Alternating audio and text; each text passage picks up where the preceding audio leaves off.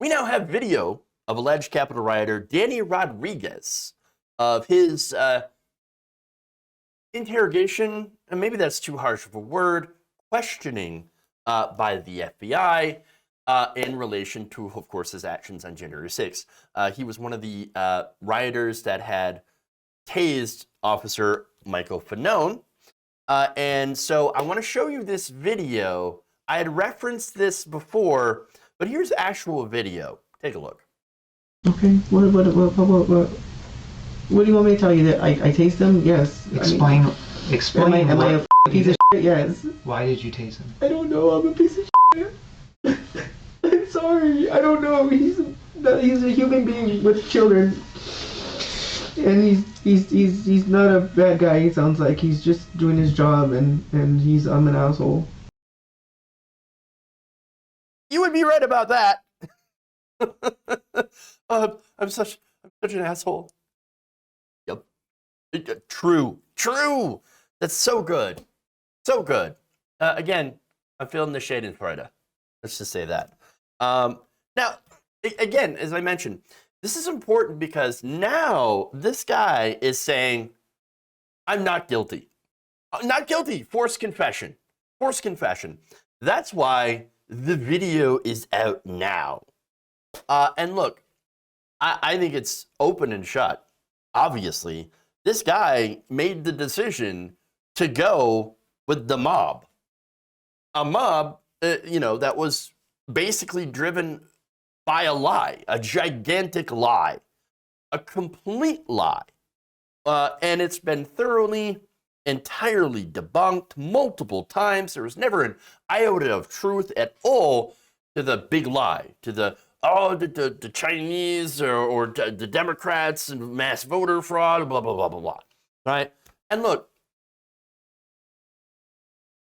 deep down, I think that they knew. They knew that there was absolutely no vehicle to reinstate a former president. They can vote for him again, but you can't just take somebody who lost an election and say, yeah, forget about that. We're just going to put you back in office.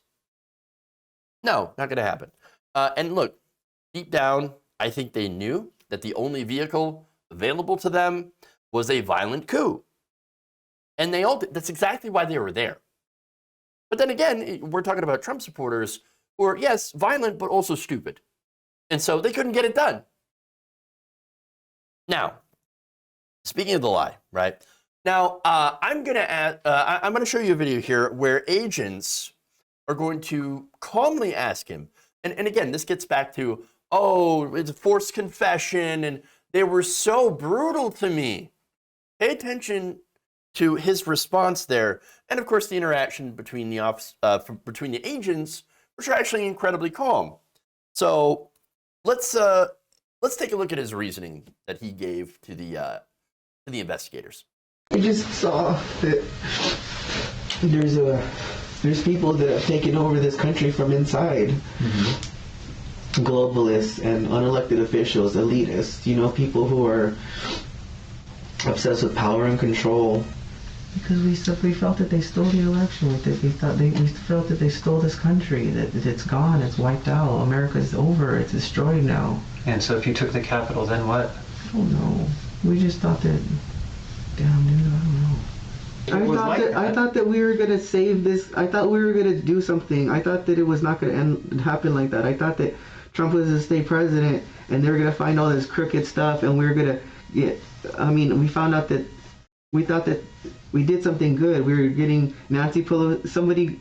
It was rumored that Nancy Pelosi got her laptop stolen and that they found all this evidence on it and it was a secret plan. We were a distraction. We were put there to go distract, and so somebody can go get Pelosi's laptop and then get all the intel, and then we could just bust everything and find the truth, and it'll be all exposed, and we'll see that she's corrupt or some kind of evidence.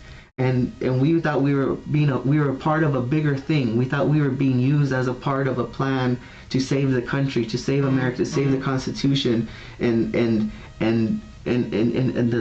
election, the integrity. Oh, okay. So there is a lot there.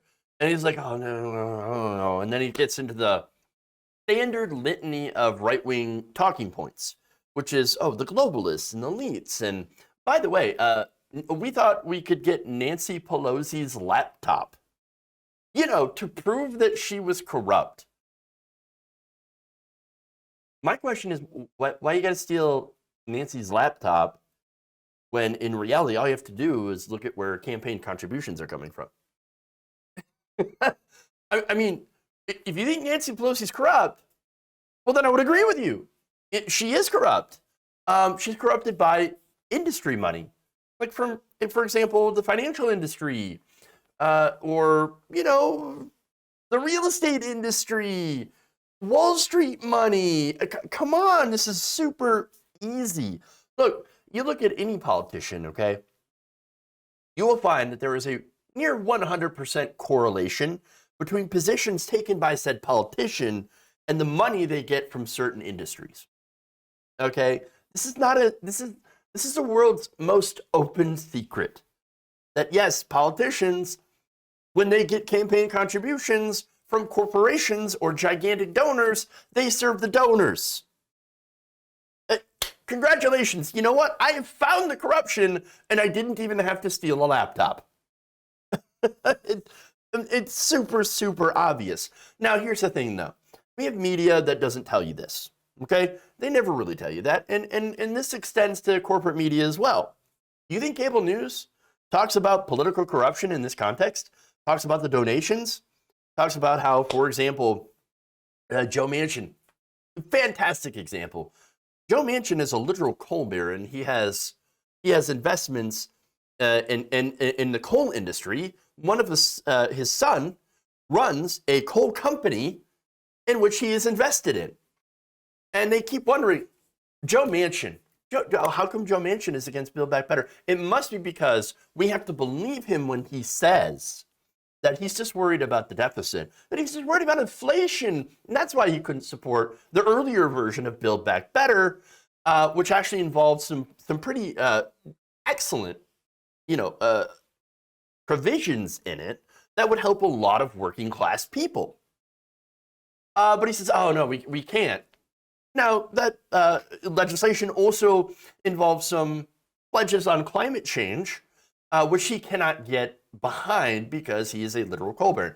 Now, do you hear mainstream media talk about that? Did you hear mainstream media, CNN, corporate media talking about, and by the way, MSNBC, Fox News, none of them talked about this. Kirsten Sinema taking, I believe it was $9 million or 900,000, something to that effect, from the pharmaceutical industry. And then, of course, she says, allowing Medicare to negotiate for drug prices? No, we can't. I can't support that. I just can't support that. Huh. Right. And it's because of why? Well, I can't support spending all the money for Build Back Better. I can't do it. Again, cable news doesn't talk about that, so you never get that political corruption. And of course, when you go to right-wing media, now right-wing media does talk about political corruption, but guess what? They never talk about the money. They never talk about the money. Instead, they invent conspiracies. Like, oh no, it's not the fact that corporations, who are now super woke, by the way, if you listen to Tucker Carlson, that's what he tells you, they're super woke corporations, and they are super corrupt because they want to control your life. No, they want to make money. They just want to make money. That's it. That's what it is. And they pay politicians to do their bidding.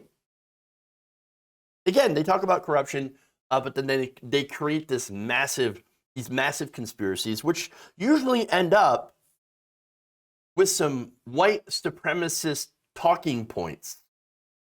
And so that's where he goes into, well, it's the globalists. That's what it is. I listen in InfoWars, and Alex Jones, he keeps talking about the globalists and the elites. That's code for, right? Code for the Jews.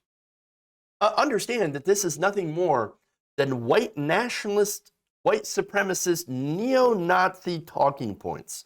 Homeboy probably doesn't even understand that. You heard him. He doesn't sound like, I mean, he knows a goddamn thing. Not at all. Doesn't even realize it. And that's the thing about code words and people who are just dumb and get caught up in these political movements and cults without even knowing what they actually stand for. And so these people, they'll pick up the language not knowing that it's actually deeply rooted in anti-Semitism. Don't even think about it. And the media that they consume, right-wing media, is full of these code words and dog whistles that go back to white supremacy. And again, you got dumb people who believe it. They just believe it. They're easily duped. And that's what this guy is. He's a dupe.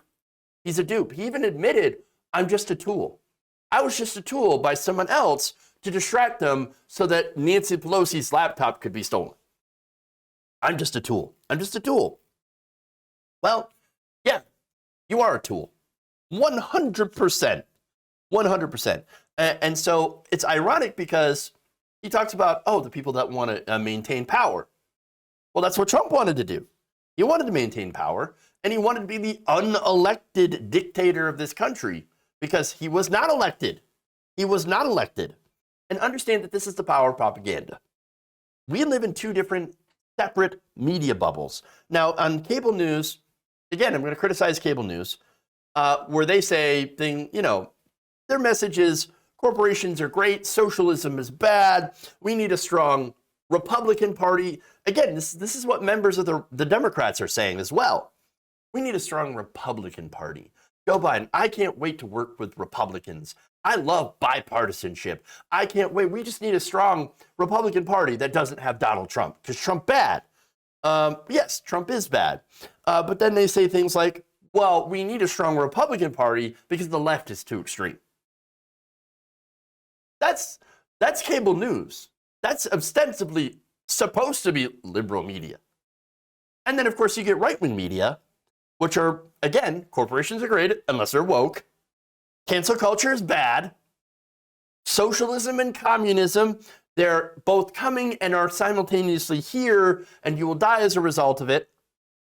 Democrats have brought the communism to you, and so you must never, ever work with them or even talk to them or even acknowledge their humanity ever, because, again, they also kill and eat babies and drink their blood. And by the way, Dr. Fauci, literal Hitler. That's what you get on right-wing media. Understand that both bubbles, media bubbles, right-wing, they're skewed conservative and actually very pro-corporate. Now, the far-right bubble, however, and it's what I tend to focus on here, that far-right bubble is radicalizing people to violence. Look, something has to be done to stop that, to reverse that, to pull people back to reality. Again, we can't really work with other people or build bridges if you have a chunk of the electorate that is not living in the reality-based world and are instead spreading neo-Nazi talking points without even realizing it in some cases, and for other cases, absolutely realizing it. So we got to fix that problem so that finally we can get people, again, back to reality and away from the conspiracy theories and actually trying to work on bettering all of our lives. If you enjoyed this video, please give us a like and share with your friends. You can subscribe and help out the channel by becoming a patron. It's patreon.com/Jeff Waldorf, or you can become a channel member as well by hitting the join button below.